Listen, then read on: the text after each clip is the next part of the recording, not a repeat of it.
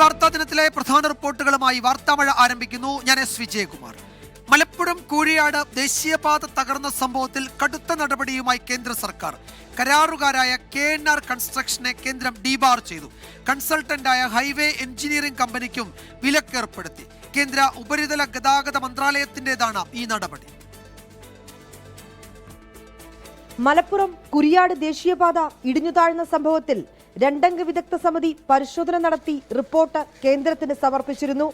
ഈ റിപ്പോർട്ടിന്റെ അടിസ്ഥാനത്തിലാണ് കേന്ദ്ര സർക്കാരിന്റെ കടുത്ത നടപടി. കരാറുകാരായ KNR കൺസ്ട്രക്ഷനെ ഡീബാർ ചെയ്തു. കൺസൾട്ടന്റായ ഹൈവേ എഞ്ചിനീയറിംഗ് കമ്പനിക്ക് വിലക്കേർപ്പെടുത്തി. ഡീബാർ ചെയ്തതിനാൽ തുടർ കരാറുകളിൽ ഇനി പങ്കെടുക്കാനാകില്ല. കമ്പനിയിലെ 2 ഉദ്യോഗസ്ഥരെയും സസ്പെൻഡ് ചെയ്തു. ദേശീയപാതയിലെ അപാകതകളെക്കുറിച്ച് പരിശോധിക്കാൻ IIT വിദഗ്ധർ ഉൾപ്പെട്ട 3-അംഗ സമിതിയെ നിയോഗിച്ചു. അന്വേഷണ സമിതി നൽകുന്ന റിപ്പോർട്ടിന്റെ അടിസ്ഥാനത്തിൽ തുടർ നടപടികൾ സ്വീകരിക്കാനാണ് കേന്ദ്ര സർക്കാരിന്റെ തീരുമാനം. ദേശീയപാതയിലെ അപാകതയിൽ കടുത്ത നടപടി സ്വീകരിക്കുമെന്ന കേന്ദ്രമന്ത്രി നിതിൻ ഗഡ്കരി അറിയിച്ചതായി MP ET മുഹമ്മദ് ബഷീർ. വീഴ്ച വരുത്തിയ കമ്പനികൾക്കെതിരെ നടപടി സ്വീകരിച്ച കാര്യം കേന്ദ്രമന്ത്രിയുടെ ഓഫീസിൽ നിന്ന് അറിയിച്ചിരുന്നു. ഇതിന്റെ പേരിൽ തുടർ നിർമ്മാണം അനന്തമായി നീണ്ടുപോകാതിരിക്കാൻ നടപടികൾ സ്വീകരിക്കണം. ഒപ്പം പരാതികളുള്ള മറ്റിടങ്ങളിൽ കൃത്യമായ പരിശോധനകൾ നടത്തി സുരക്ഷ ഉറപ്പുവരുത്തണമെന്നും ET മുഹമ്മദ് ബഷീർ ആവശ്യപ്പെട്ടു. 24 ഡൽഹി. മണ്ണിടിച്ചിലുണ്ടായ കണ്ണൂർ കുപ്പത്തെ DPRൽ അപാകതകൾ ഉണ്ടെന്ന് സമ്മതിച്ച് ദേശീയപാത അതോറിറ്റി. ജനങ്ങളുടെ ആശങ്ക പരിഹരിക്കുമെന്നും സ്ഥലത്ത് പരിശോധന നടത്തിയ NHAI റെസിഡന്റ് എഞ്ചിനീയർ അറിയിച്ചു.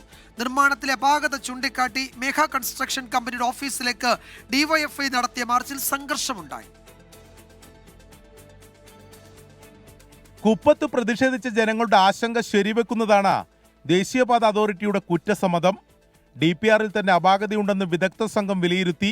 വീടുകളിലേക്ക് കുത്തിയൊലിച്ചു വരുന്ന വെള്ളം വഴിതിരിച്ച് കുപ്പം പുഴയിലേക്ക് ഒഴുക്കാനുള്ള സാധ്യത പരിശോധിക്കുകയാണെന്ന് സ്ഥലം സന്ദർശിച്ച ദേശീയപാത അതോറിറ്റി വിദഗ്ധ സംഘം അറിയിച്ചു. In the meantime, we are planning to divert the other catchment area water to other way. We will find with the help of local panchayat people and other places where we can put the storm water. അതേസമയം ദേശീയപാതയുടെ മറുവശത്തുണ്ടായ മണ്ണിടിച്ചിലിൽ ആശങ്കപ്പെടേണ്ട സാഹചര്യമില്ലെന്ന് NHAI പ്രതിനിധികൾ പറയുന്നു. കുന്നിടിച്ച ഭാഗവും റോഡും തമ്മിൽ ആവശ്യത്തിന് അകലമുണ്ടെന്നാണ് വിശദീകരണം. ഈ മാസം 27-നകം പ്രശ്നപരിഹാരം ഉണ്ടായില്ലെങ്കിൽ പ്രതിഷേധം പുനരാരംഭിക്കാനാണ് നാട്ടുകാരുടെ തീരുമാനം. പരിഹാരം നൽകുമെന്നാണ് നമ്മൾ പ്രതീക്ഷിക്കുന്നത്. താൽക്കാലിക പരിഹാരമാണ് അവരിപ്പോൾ നമുക്ക് റെക്കമെൻഡ് ചെയ്തിട്ടുള്ളത്. പിന്നെ വെള്ളം ഒലിച്ചു പോകുന്നതിന് വേണ്ടി കുറച്ചും കൂടി ഡ്രെയിനേജ് ആഴത്തിൽ കുഴിച്ച് അതിനുള്ള സൗകര്യങ്ങൾ ഉണ്ടാക്കി തരാമെന്ന് പറഞ്ഞിട്ടുണ്ട്. 27-ാം തീയതി വരെ നമ്മൾ നോക്കുക. 27-ാം തീയതി കഴിഞ്ഞിട്ട് ഇതിനൊന്നും ഒരു പരിഹാരം കണ്ടിട്ടില്ലെങ്കിൽ നമ്മൾ വീണ്ടും സമരത്തിലേക്ക് തന്നെ ഇറങ്ങും. പിലാത്തറയും കുപ്പവും അടങ്ങുന്ന റീച്ചിൽ നിർമ്മാണത്തിലുണ്ടായ അപാകതയിൽ പ്രതിഷേധിച്ച് DYFI മേഘ കൺസ്ട്രക്ഷൻ കമ്പനി ഓഫീസിലേക്ക് മാർച്ച് നടത്തി. പ്രവർത്തകർ ഓഫീസിലെ ചില്ലുകളും വാതിലും അടിച്ചു തകർത്തു.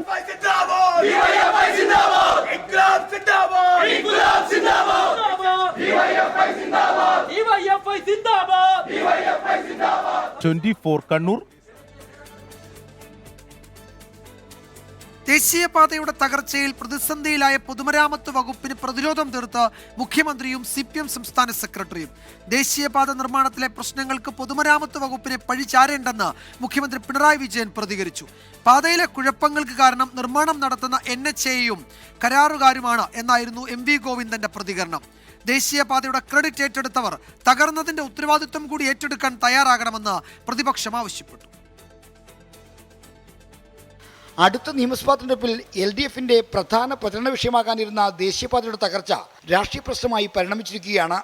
ദേശീയപാത വികസനത്തിൽ അഭിമാനം കൊണ്ടിരുന്ന പൊതുമരാമത്ത് വകുപ്പാണ് റോഡ് തകർച്ചയിൽ പ്രതിരോധത്തിലായത്. പ്രതികരണം സമൂഹമാധ്യമ അക്കൗണ്ടിൽ ഒതുക്കിക്കൊണ്ട് മരാമത്ത് മന്ത്രി PM മുഹമ്മദ് റിയാസ് മാധ്യമങ്ങൾക്ക് മുഖം കൊടുക്കാതെ മാറി നിൽക്കുന്നു. എന്നാൽ പ്രതിരോധത്തിലായ മരാമത്ത് വകുപ്പിനെ സംരക്ഷണ കവചം തീർക്കാൻ മുഖ്യമന്ത്രി നേരിട്ട് തന്നെ ഇറങ്ങി.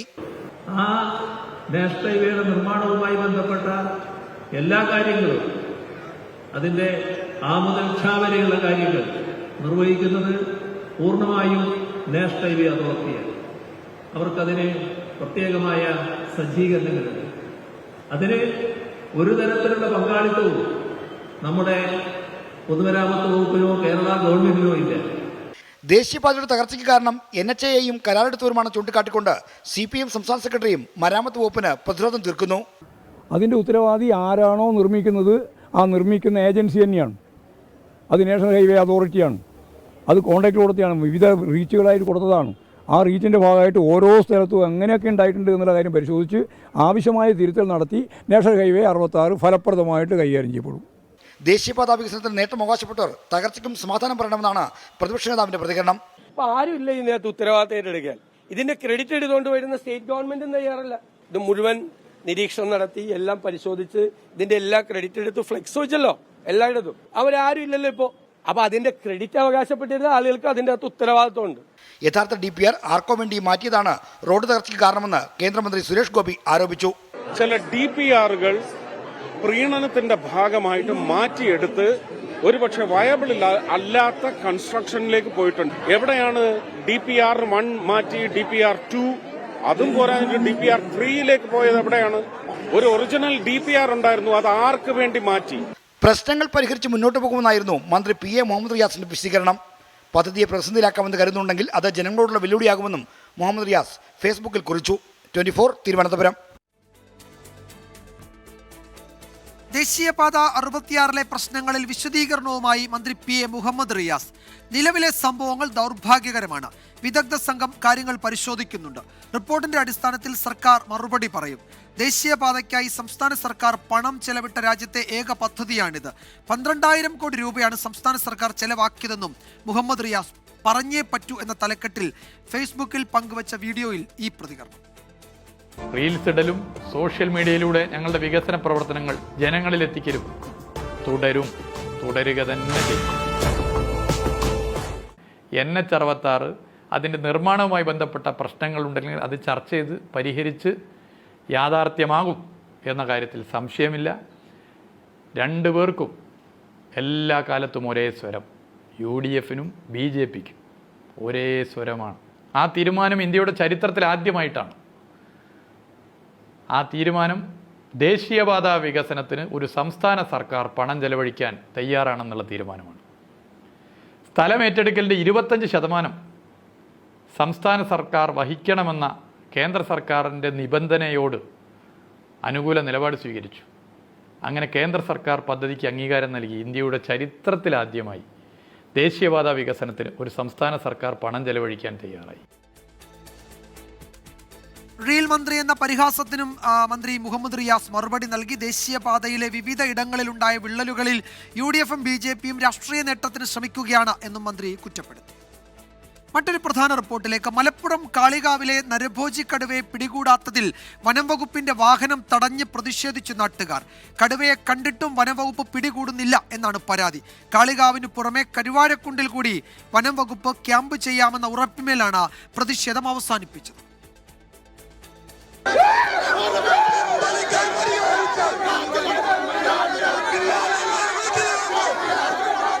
നരഭോജി കടുവയെ പിടികൂടാനാവാതെ 8ാം ദിവസവും തെരച്ചിൽ അവസാനിപ്പിച്ച് ദൗത്യസംഘം മടങ്ങുമ്പോഴാണ് കരുവാരക്കുണ്ട് സുൽത്താൻ എസ്റ്റേറ്റിന് സമീപം വനം വകുപ്പിന്റെ വാഹനം നാട്ടുകാർ തടഞ്ഞത്.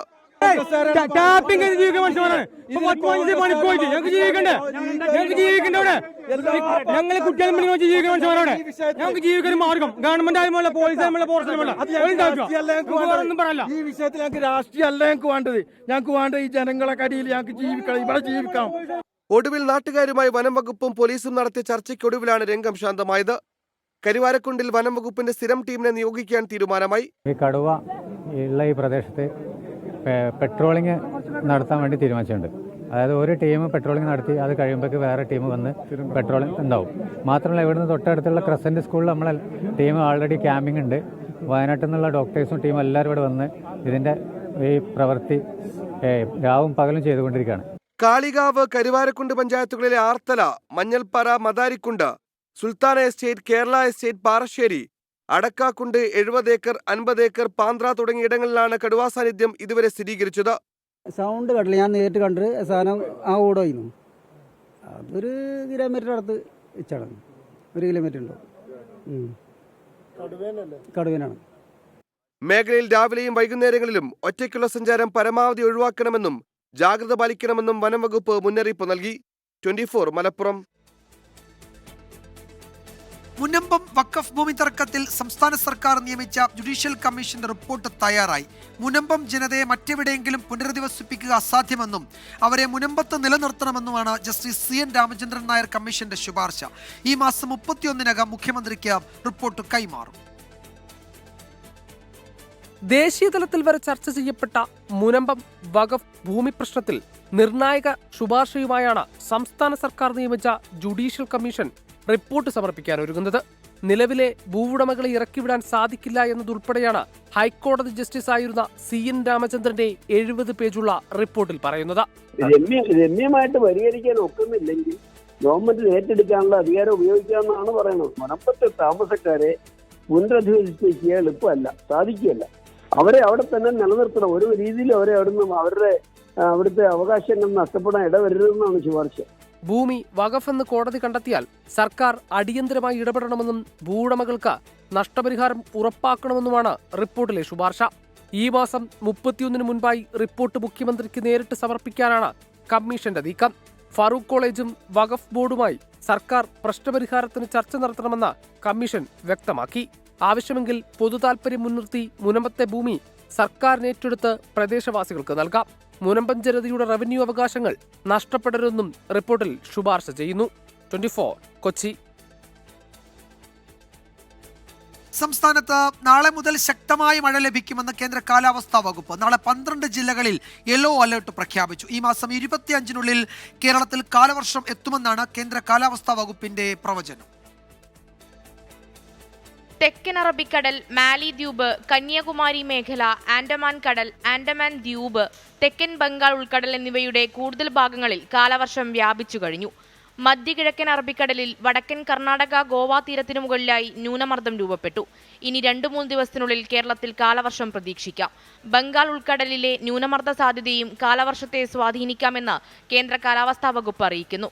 കാലവർഷത്തിന് മുന്നോടിയായി നാളെ മുതൽ കേരളത്തിൽ മഴ വ്യാപകമാകും. കൊല്ലം, തിരുവനന്തപുരം ഒഴികെയുള്ള എല്ലാ ജില്ലകളിലും യെല്ലോ മുന്നറിയിപ്പ് നൽകിയിട്ടുണ്ട്. വരും ദിവസങ്ങളിൽ ശക്തമായ മഴ പെയ്യുമെന്നാണ് കേന്ദ്ര കാലാവസ്ഥാ വകുപ്പിന്റെ മുന്നറിയിപ്പ്. കേരള, കർണാടക, ലക്ഷദ്വീപ് തീരങ്ങളിൽ വരുന്ന 4 ദിവസം മീൻപിടുത്തത്തിന് നിരോധനം ഏർപ്പെടുത്തിയിട്ടുണ്ട്. കള്ളക്കടൽ പ്രതിഭാസത്തിന്റെ ഭാഗമായി കടലാക്രമണ സാധ്യതയുള്ളതിനാൽ മത്സ്യത്തൊഴിലാളികളും തീരദേശങ്ങളിൽ താമസിക്കുന്നവരും ജാഗ്രത പാലിക്കണം. 24 തിരുവനന്തപുരം. സംസ്ഥാനത്തെ ഹയർ സെക്കൻഡറി പരീക്ഷാ ഫലം പ്രസിദ്ധീകരിച്ചു. 77.81 വിജയ ശതമാനം. കഴിഞ്ഞ വർഷത്തേക്കാൾ 0.88% കുറവ് രേഖപ്പെടുത്തി. 30,145 വിദ്യാർത്ഥികൾക്ക് എല്ലാ വിഷയങ്ങൾക്കും A+ ലഭിച്ചു. പരീക്ഷ എഴുതിയ 3,70,642 വിദ്യാർത്ഥികളിൽ 2,88,394 പേരാണ് ഉപരിപഠനത്തിന് യോഗ്യത നേടിയത്. സയൻസ് വിഭാഗത്തിൽ 83.25%, ഹ്യൂമാനിറ്റീസ് വിഭാഗത്തിൽ 69.16%, കൊമേഴ്സ് വിഭാഗത്തിൽ 74.21% പേരും വിജയിച്ചു. കഴിഞ്ഞ വർഷം എല്ലാ വിഷയങ്ങൾക്കും A+ ലഭിച്ചത് 39,242 വിദ്യാർത്ഥികൾക്കായിരുന്നു. ഈ വർഷം അത് കുറഞ്ഞു. പരീക്ഷയിൽ 2,80,394 പേർ ഉപരിപഠനത്തിന് യോഗ്യത നേടി. വിജയം 77.81%. മുൻവർഷം ഇത് 78.69%. വ്യത്യാസം എന്ന് പറയുന്നത് 0.88% കുറവ്. 41 കുട്ടികൾക്ക് മുഴുവൻ മാർക്കും ലഭിച്ചു. വിജയ ശതമാനത്തിൽ കൂടുതൽ എറണാകുളം ജില്ലയും കുറവ് കാസർഗോഡ് ജില്ലയുമാണ്.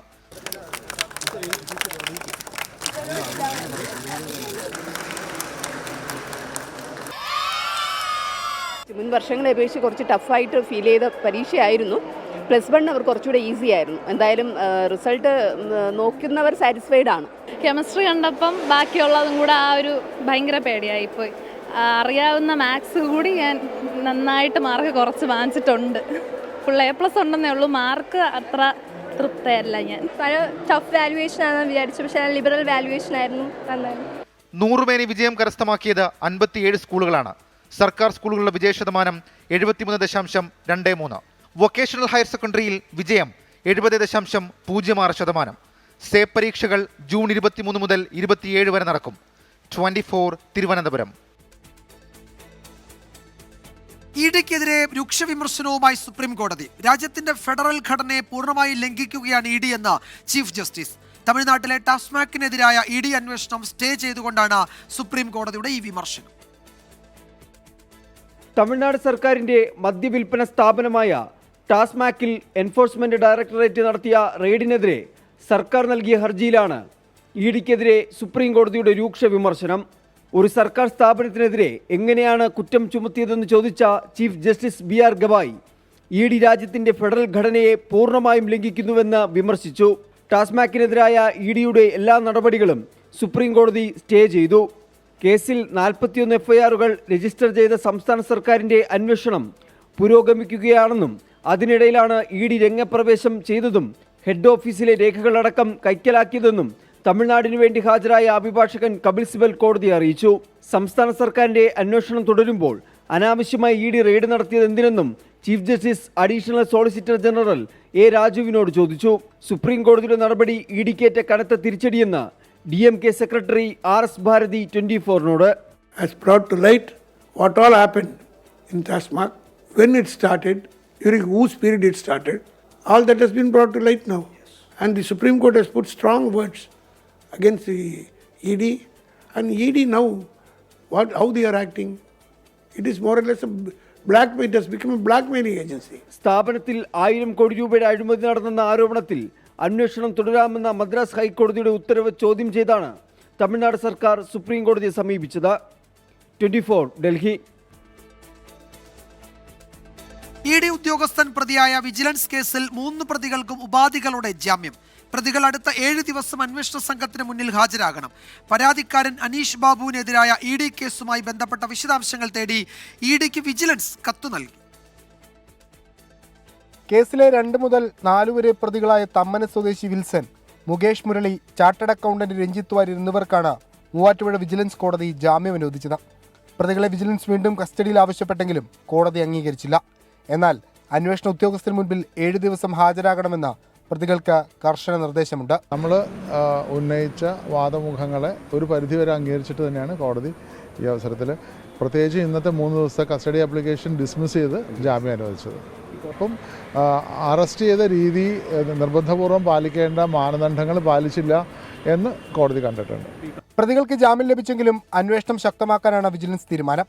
പരാതിക്കാരനെതിരായ ഇഡി കേസിന്റെ വിശദാംശങ്ങൾ ആവശ്യപ്പെട്ട വിജിലൻസ് ഇഡിക്ക് കത്ത് നൽകി. വിജിലൻസ് കേസിന്റെ FIR ഇഡിയും ആവശ്യപ്പെട്ടിട്ടുണ്ട്.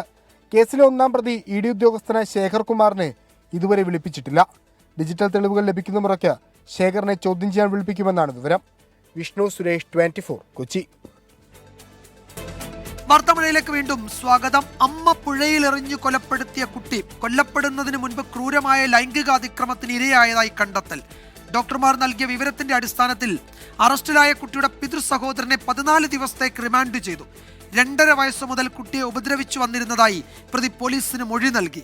വിവരം കുട്ടി അമ്മയോട് പറഞ്ഞതായും കുട്ടിയുടെ അമ്മ തന്നെ തല്ലിയതായും പ്രതി മൊഴി നൽകിയിട്ടുണ്ട്. 4 വയസ്സുകാരി അമ്മ പുഴയിലേക്ക് എറിഞ്ഞു കൊലപ്പെടുത്തിയ കേസിൽ ദുരൂഹതകൾ വർദ്ധിപ്പിച്ചുകൊണ്ടാണ് കുട്ടി ലൈംഗിക പീഡനത്തിനിരയായി എന്ന വിവരം പുറത്തുവരുന്നത്. പോസ്റ്റ്മോർട്ടത്തിനു പിന്നാലെ ഡോക്ടർമാർ നൽകിയ വിവരത്തിന്റെ അടിസ്ഥാനത്തിൽ പോലീസ് കുട്ടിയുടെ പിതൃ സഹോദരനെ അറസ്റ്റ് ചെയ്തു. കഴിഞ്ഞ 1 വർഷത്തിലധികമായി പ്രതി കുട്ടിയെ ദുരുപയോഗം ചെയ്തിരുന്നതായും പോലീസ് കണ്ടെത്തി. വീട്ടിൽ ലഭിച്ച സ്വാതന്ത്ര്യം ദുരുപയോഗം ചെയ്താണ് കുട്ടിയെ എടുത്തുകൊണ്ടുപോയി പ്രതി ഉപദ്രവിച്ചത്. കുട്ടി അമ്മയോട് ഉപദ്രവത്തെക്കുറിച്ച് പറഞ്ഞിരുന്നതായും കുട്ടിയുടെ അമ്മ പ്രതിയെ തല്ലിയതായും ഇയാൾ പോലീസിന് മൊഴി നൽകിയിട്ടുണ്ട്. കുട്ടിയുടെ സ്വകാര്യ ഭാഗങ്ങളിലടക്കം മുറിവുണ്ടായിരുന്ന കാര്യം പോസ്റ്റ്മോർട്ടം ചെയ്ത ഡോക്ടറാണ് പോലീസിനെ അറിയിച്ചത്. ഡോക്ടറുടെ മൊഴിയും പോലീസ് രേഖപ്പെടുത്തിയിട്ടുണ്ട്. ശാസ്ത്രീയ തെളിവുകളടക്കം മുന്നിൽ വെച്ച് പ്രതിയെ പോലീസ് ചോദ്യം ചെയ്തപ്പോഴാണ് പ്രതി കുറ്റം സമ്മതിച്ചത്. രാത്രിയിൽ കുട്ടിയുടെ വീട്ടിൽ കൂട്ടുകിടക്കാൻ പോകുന്ന സമയത്തായിരുന്നു പ്രതി കുട്ടിയെ കൂടുതലും ഉപദ്രവിച്ചിരുന്നത്. 10-ലധികം തവണ പ്രതി കുട്ടിയെ ഉപദ്രവിച്ചിരുന്നതായും പ്രതി മൊഴി നൽകി. കുട്ടി അമ്മയോട് പീഡന വിവരം പറഞ്ഞിരുന്നുവെങ്കിലും അമ്മ ഈ വിവരം ആരോടെങ്കിലും പറഞ്ഞോ എന്നതും പോലീസിന്റെ അന്വേഷണ പരിധിയിലാണ്. പോക്സോ ബാലനീതി നിയമപ്രകാരമാണ് നിലവിൽ കുറ്റം ചുമത്തിയിരിക്കുന്നത്. 4 വയസ്സുകാരിയെ കൊലപ്പെടുത്തിയ കേസിൽ പോലീസ് കസ്റ്റഡിയിൽ വാങ്ങുന്ന അമ്മ നൽകുന്ന ഓരോ മൊഴിയും കേസിൽ നിർണായകമാണ്. കുട്ടിയെ ലൈംഗികമായി ഉപദ്രവിച്ച കേസിൽ അറസ്റ്റിലായ കുട്ടിയുടെ പിതൃ സഹോദരനെയും ഉടനെ തന്നെ കസ്റ്റഡിയിൽ വാങ്ങാനും പോലീസ് ആലോചിക്കുന്നുണ്ട്. കേസന്വേഷണം ശാസ്ത്രീയ തെളിവുകളുടെ അടിസ്ഥാനത്തിൽ മുന്നോട്ട് കൊണ്ടുപോകാനാണ് പോലീസിന്റെ തീരുമാനം. S. ശ്യാംകുമാർ, 24 കൊച്ചി. ആലുവയിൽ 4 വയസ്സുകാരിയെ പുഴയിലെറിഞ്ഞ് കൊലപ്പെടുത്തിയ കേസിൽ മാതാവിനെ പോലീസ് കസ്റ്റഡിയിൽ വിട്ടു. 5 ദിവസത്തേക്കാണ് ആലുവ 1-ാം ക്ലാസ് മജിസ്ട്രേറ്റ് കോടതി കസ്റ്റഡി അനുവദിച്ചത്. കുട്ടി പീഡനത്തിന് ഇരയായ കാര്യങ്ങളിൽ ഉൾപ്പെടെ പോലീസ് വ്യക്തത വരുത്തും. മാതാവുമായി അങ്കണവാടിയിലും ആലുവ മണപ്പുറത്തും മുഴിക്കുളം പാലത്തിലും തെളിവെടുപ്പ് നടത്തും. ആദ്യമൊരു മിസ്സിംഗ് കേസ്, പിന്നാലെ കൊലപാതകം. ഏറ്റവും ഒടുവിൽ ആ 4 വയസ്സുകാരി നേരിട്ട കൊടും ക്രൂരതയിൽ എത്തി നിൽക്കുകയാണ് അന്വേഷണം. പോസ്റ്റ്മോർട്ടം നടത്തിയ പോലീസ് സർജൻ കുട്ടിയുടെ സ്വകാര്യ ഭാഗത്ത് മുറിവുകൾ കണ്ടെത്തി. ഇതോടെ പീഡനം നടന്നതായി ഉറപ്പിച്ചു. പോലീസിന് വിവരം നൽകി. കുട്ടിയെ ഏറ്റവും അടുത്തിടപഴകിയിരുന്ന ബന്ധുക്കൾ ആരൊക്കെയെന്ന് അമ്മയോട് പോലീസ് ചോദിച്ചു. അച്ഛൻ്റെ 2 സഹോദരന്മാരെന്ന് മൊഴി. തുടർന്ന് ഇന്നലെ 2 സഹോദരന്മാരെയും കേന്ദ്രീകരിച്ച പോലീസ് അന്വേഷണം. ആലുവ ഡിവൈഎസ്പിയുടെ നേതൃത്വത്തിൽ മണിക്കൂറുകൾ നീണ്ട ചോദ്യം ചെയ്യലിനൊടുവിൽ പിതാവിൻ്റെ ഇളയ സഹോദരൻ കുറ്റം സമ്മതിച്ചു. കഴിഞ്ഞ 1.5 വർഷമായി പെൺകുട്ടിയെ പീഡിപ്പിച്ചിരുന്നു. ഏറ്റവും അവസാനം പീഡിപ്പിച്ചത് തിങ്കളാഴ്ച. താൻ കുട്ടിയോട് അമിത സ്നേഹം കാണിച്ചിരുന്നതിനാൽ ആർക്കും സംശയം തോന്നിയിരുന്നില്ലെന്നും പ്രതിയുടെ മൊഴി. കുട്ടിയുടെ അറിവില്ലായ്മയും വിശ്വാസവും ദുരുപയോഗം ചെയ്തായിരുന്നു പ്രതിയുടെ കൊടും ക്രൂരത. പീഡന വിവരത്തെക്കുറിച്ച് അറിവുണ്ടോ എന്ന് കസ്റ്റഡിയിലുള്ള അമ്മയോട് പോലീസ് ചോദിച്ചറിയും. ചെറിയച്ഛൻ്റെ കൊടും ക്രൂരതയിൽ നിന്ന് മകളെ രക്ഷിക്കാനാണോ പുഴയിലെറിഞ്ഞ് കൊലപ്പെടുത്തിയെന്ന സംശയവും പൊതുസമൂഹത്തിൽ ഉയരുന്നുണ്ട്. വിഷ്ണു സുരേഷ്, 24 കൊച്ചി. പാക് അധീന കശ്മീർ കൈമാറുന്നതിനെക്കുറിച്ച് മാത്രമേ പാകിസ്ഥാനുമായി ചർച്ചയുള്ളൂ എന്ന് ഇന്ത്യ. ഭീകരതയെ പിന്തുണയ്ക്കുന്നത് അവസാനിപ്പിക്കാൻ തുർക്കി പാകിസ്ഥാനോട് ആവശ്യപ്പെടുമെന്ന് പ്രതീക്ഷിക്കുന്നുവെന്ന് വിദേശകാര്യ മന്ത്രാലയം. ഓപ്പറേഷൻ സിന്ദൂർ വിശദീകരിക്കുന്നതിനുള്ള എംപിമാരുടെ പ്രതിനിധി സംഘങ്ങളുടെ വിദേശ പര്യടനം തുടരുകയാണ്. ഭീകരവാദത്തിനെതിരെ ഇന്ത്യയുമായുള്ള സഹകരണം തുടരുമെന്ന് ഇന്ത്യൻ പ്രതിനിധി സംഘത്തോട് UAE അറിയിച്ചു.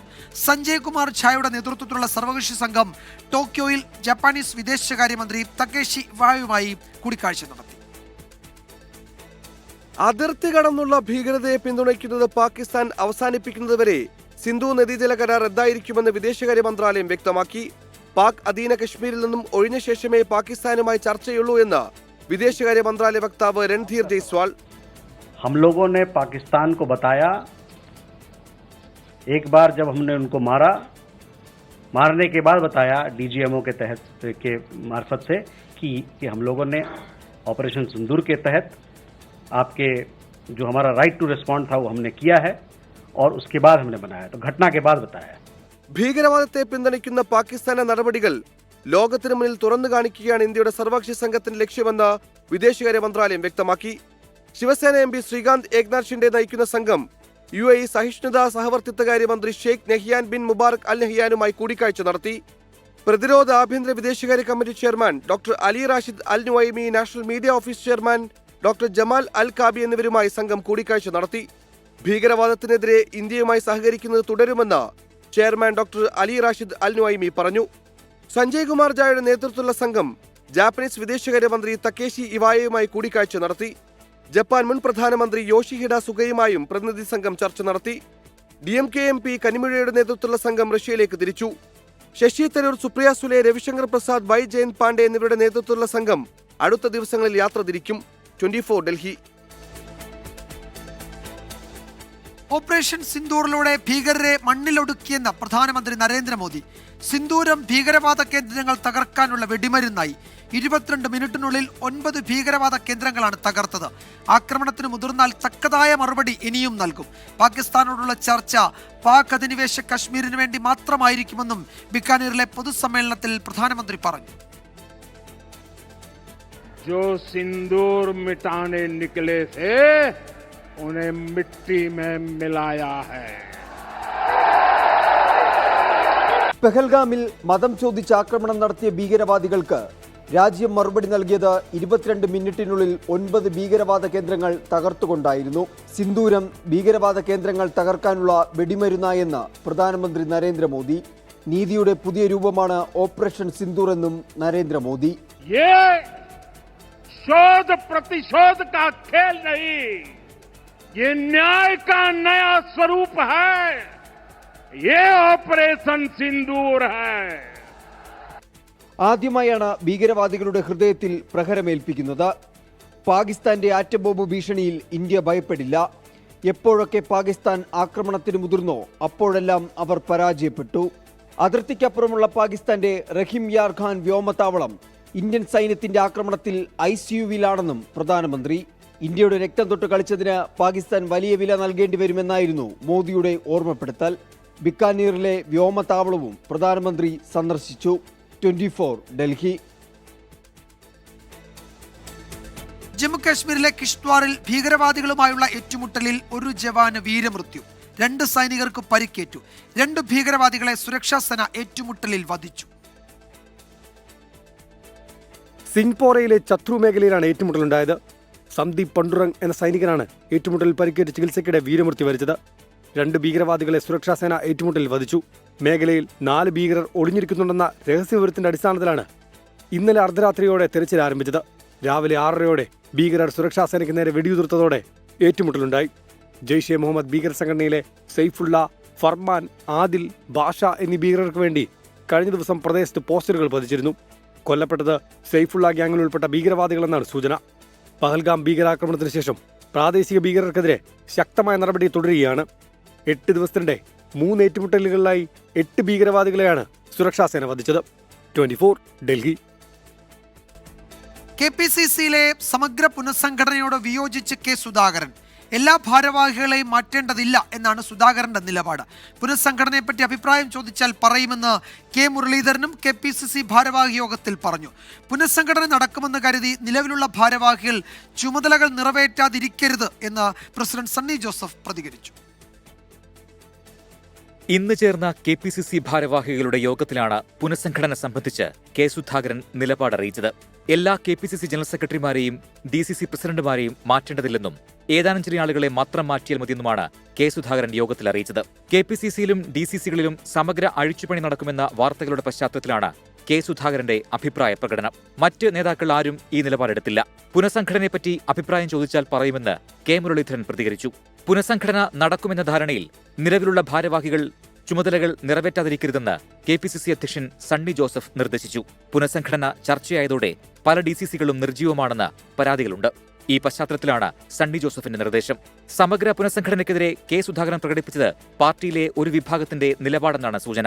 പുനഃസംഘടന നടന്നാൽ ഒപ്പം നിൽക്കുന്ന ചില നേതാക്കൾക്ക് സ്ഥാനനഷ്ടം സംഭവിക്കും. ഇത് മനസ്സിലാക്കിയുള്ള പ്രതിരോധമാണ് സുധാകരനിൽ നിന്ന് ഉണ്ടായത്. 10 DCC അധ്യക്ഷന്മാരെങ്കിലും മാറ്റണമെന്ന ആവശ്യം AICC നേതൃത്വത്തിന് മുന്നിലുണ്ട്. വിദേശ പര്യടനം കഴിഞ്ഞ് KC വേണുഗോപാൽ തിരിച്ചെത്തുന്നതോടെ പുനഃസംഘടനയിൽ അന്തിമ ധാരണ ഉണ്ടാവുകയുള്ളൂ. 24 തിരുവനന്തപുരം.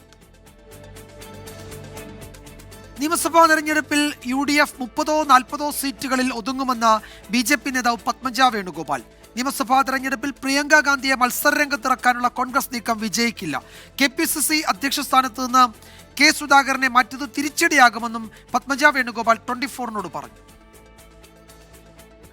40 മേലെയൊന്നും ഇവർ കയറി പോകുന്നു എനിക്ക് അങ്ങനെ കൂടുതൽ കൊടുത്തു. ഇനി ഇതാക്കിയത് എന്നിട്ട് പോലും ഒരു 40 സീറ്റൊക്കെ നമ്മൾ കാണുന്നുള്ളൂ. ഇവരെവിടെയാണ് കൊണ്ട് ഈ 100 സീറ്റ് ഒപ്പിക്കാൻ പോണേന്ന് എനിക്കറിയില്ല. കോൺഗ്രസ് നേതൃത്വത്തിനെതിരെ രൂക്ഷ വിമർശനമാണ് പത്മജ വേണുഗോപാൽ ഉന്നയിച്ചത്. സണ്ണി ജോസഫ് കോൺഗ്രസിനെ നയിക്കാൻ പ്രാപ്തനല്ലെന്നും KPCC പ്രസിഡന്റ് സ്ഥാനം കോൺഗ്രസിനെ ഹൈജാക്ക് ചെയ്യാനുള്ള ചിലരുടെ നീക്കമായിരുന്നുവെന്നും പത്മജ വേണുഗോപാൽ. പലരും ഒരു DCC പ്രസിഡന്റ് വരെ ആവാനേ ആയിട്ടുള്ളൂ. അവരെ പിടിച്ച് മുകളിലേക്ക് നിന്ന് ഓരോരുത്തരുടെ ദുരുദ്ദേശമാണ്. അവർക്ക് അധികാരത്തിൽ വരാനും പാർട്ടീനെ കയ്യിലാക്കാനുള്ളൂ. അത് നടന്നല്ലോ. ആ ഹൈജാക്കിനെ കണ്ട് സഹിക്കാൻ പറ്റാണ്ടായിരുന്നു ഞാൻ പുറത്തേക്ക് പോകുന്നത്. തൃശൂരിലെ കെ മുരളീധരന്റെ തോൽവി കോൺഗ്രസ് നേതാക്കളുടെ ചതിയായിരുന്നു. കെ മുരളീധരൻ കോൺഗ്രസിൽ അവഗണിക്കപ്പെട്ടു. അവര് ഒരുക്കിയ ചതിയിൽ മുരളിയേട്ടൻ പോയി വീണു. മുരളിയേട്ടനെ ഒതുക്കുക എന്നുള്ളതിന്റെ ഭാഗമായിട്ടാണ് ഈ തൃശ്ശൂർ കൊണ്ട് നിർത്തിയത്. കെ മുരളീധരന്റെ വർക്ക് ഫ്രം ഹോം പരാമർശം വേദനിപ്പിച്ചു. തനിക്ക് ആരോഗ്യ പ്രശ്നങ്ങൾ ഉണ്ടായിരുന്നപ്പോൾ പോലും കോൺഗ്രസ് പരിപാടികൾക്ക് പോകുമായിരുന്നു. സ്വന്തം രാഷ്ട്രീയ ലാഭത്തിന് വേണ്ടിയിട്ട് ഇതെല്ലാം അറിഞ്ഞിട്ട് സ്വന്തം സഹോദരി വർക്ക് അറ്റ് ഹോം ആയിരുന്നു എന്ന് പറഞ്ഞ. കാരണം ഞാൻ വന്ന് കിടക്കുമ്പോൾ എൻ്റെ അവിടെ കാലിൻ്റെ അവിടെ വന്നിരുന്ന ആള് കണ്ടിട്ടുണ്ട് ഞാൻ അനുഭവിച്ച ദുരിതങ്ങൾ കുറേ. വരുന്ന തദ്ദേശ നിയമസഭാ തെരഞ്ഞെടുപ്പുകളിൽ BJPക്കായി പ്രചരണം നടത്തുമെന്നും പത്മജ വേണുഗോപാൽ 24നോട് പറഞ്ഞു. റാഫി കരീം, 24 കൊച്ചി. വാർത്താമഴയിലേക്ക് വീണ്ടും സ്വാഗതം. അമൃത് ഭാരത് പദ്ധതിയിലൂടെ നവീകരിച്ച രാജ്യത്തെ 103 റെയിൽവേ സ്റ്റേഷനുകൾ പ്രധാനമന്ത്രി നാടിന് സമർപ്പിച്ചു. കേരളത്തിൽ വടകര, ചിറയൻകീഴ് റെയിൽവേ സ്റ്റേഷനുകളാണ് ഉദ്ഘാടനം ചെയ്തത്. 22 കോടി രൂപ ചെലവഴിച്ചാണ് വടകര റെയിൽവേ സ്റ്റേഷൻ നവീകരിച്ചത്. അകത്തും പുറത്തും വിപുലമായ സൗകര്യങ്ങൾ. സ്റ്റേഷന്റെ മുറ്റത്ത് പൂന്തോട്ടവും കുളവും. ചെയറുകളുടെ എണ്ണം ഉൾപ്പെടെ വർദ്ധിപ്പിച്ചു. ഒപ്പം അത്യാധുനിക സംവിധാനങ്ങളും. AC വെയിറ്റിംഗ് റൂം ഇവിടെ അത്യാവശ്യമായിട്ടുള്ള ഒരു സംഭവമായിരുന്നു. അത് ഉണ്ട്. പിന്നെ അതുപോലെ തന്നെ വെയിറ്റിംഗ് റൂമിൽ തന്നെ കുറച്ച് സൗകര്യങ്ങളൊക്കെ ആയിട്ടുണ്ട്. ഏറ്റവും കൂടുതൽ ഉള്ള പ്രശ്നം സൗകര്യം എന്ന് വെച്ചാൽ ഒരുപാട് ചേസും കാര്യങ്ങളൊക്കെ തന്നെയായി. പാസഞ്ചേഴ്സിന് വന്നു കഴിഞ്ഞാൽ അവിടെ നിൽക്കേണ്ട ഒരവസ്ഥയില്ല. എല്ലാ ആൾക്കാർക്കും സീറ്റിൽ ഇരിക്കാൻ പറ്റും. അതാണ് ഞാൻ കാണുന്ന ഒരു വലിയൊരു കാര്യം. പശ്ചാത്തല സൗകര്യം നല്ല മാറ്റമുണ്ട്. പക്ഷേങ്കിൽ യാത്രക്കാരെ സംബന്ധിച്ചിടത്തോളം ഇതിനേക്കാൾ ഉപരി കൂടുതൽ ട്രെയിന് രാവിലെ പോകുന്നവർക്കും വൈകുന്നേരം പോകുന്നവർക്കും കൂടുതൽ ട്രെയിനാണ് നമ്മൾ പശ്ചാത്തല സൗകര്യത്തെക്കാൾ കൂടുതൽ ഓപ്റ്റ് ചെയ്യുന്നത്.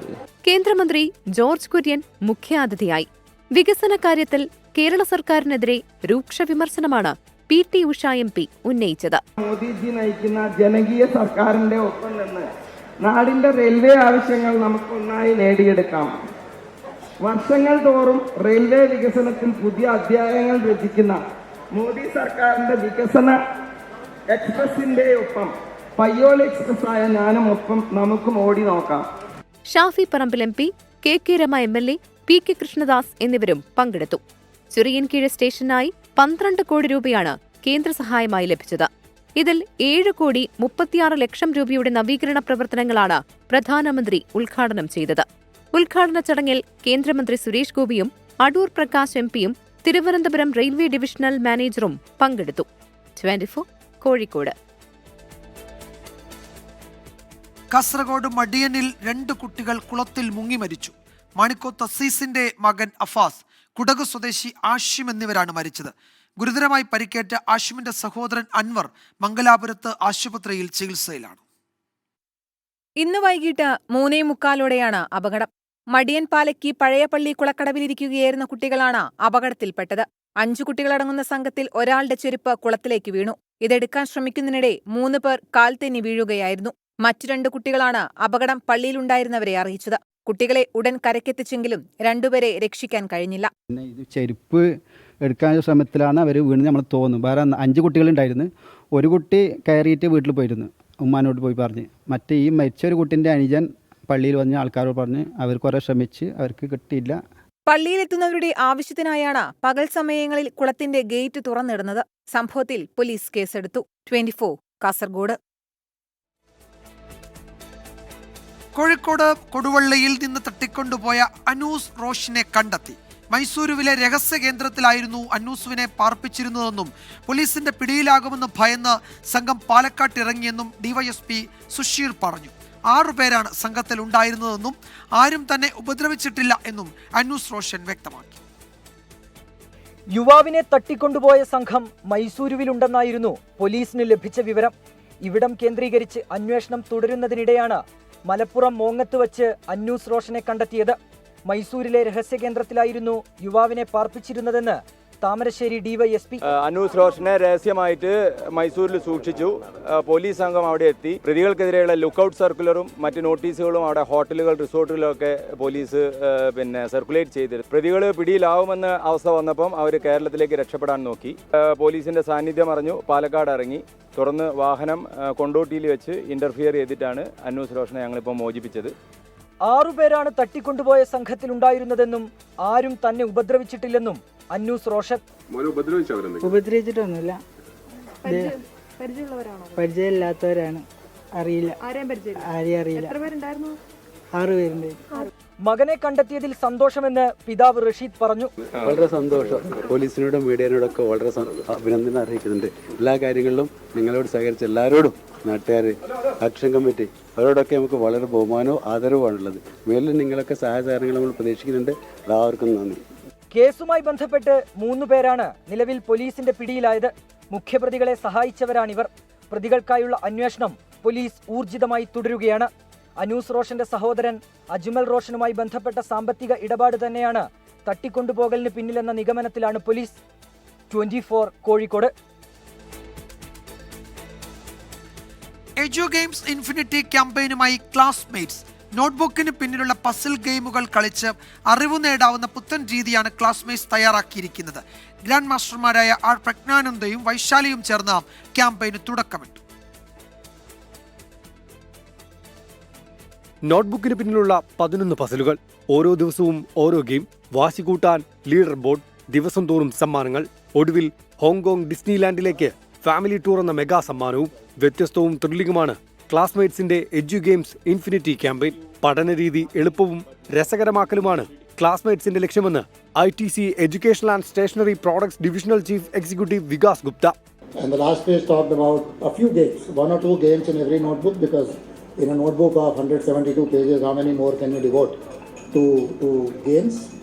And that became, as per the research that we've been doing, one of the most loved features of Classmate Notebook. And one of the challenges we had back in the office is how to make it infinite. Grand masters പ്രജ്ഞാനന്ദയും വൈശാലിയും മത്സരത്തിന്റെ ഭാഗമാകും. I think as a kid, like when we solve this one puzzle, we want to solve like few more at least, and I think here you have the opportunity to do that. Yeah, as Prek mentioned, it improves our logical thinking and other skills which we need in our life, and it's important for all the students to enrich their skills. 7 സംസ്ഥാനങ്ങളിൽ 30 ഇടങ്ങളിലായാണ് campaign നടക്കുക. കോഴിക്കോട്, എറണാകുളം, കണ്ണൂർ, കൊല്ലം, തൃശൂർ, തിരുവനന്തപുരം എന്നീ ജില്ലകളാണ് കേരളത്തിൽ നിന്നുള്ള സെന്ററുകൾ. 24 ചെന്നൈ. ഈ റിപ്പോർട്ടോടെ വാർത്താമഴ അവസാനിക്കുന്നു. നാളെ വീണ്ടും കാണാം. ശുഭരാത്രി.